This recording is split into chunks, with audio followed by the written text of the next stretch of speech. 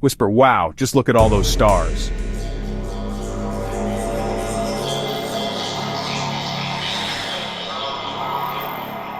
You know, floating out here really makes you wonder, how did it all begin? If I could just go back in time, to the very beginning.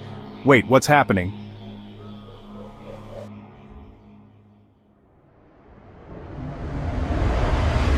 This must be it, the moment just before the Big Bang.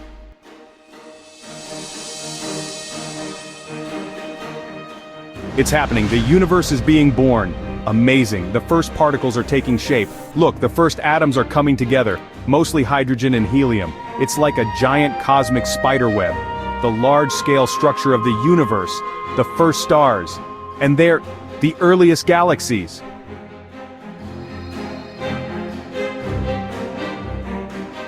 In just a few minutes, we've witnessed billions of years of cosmic evolution.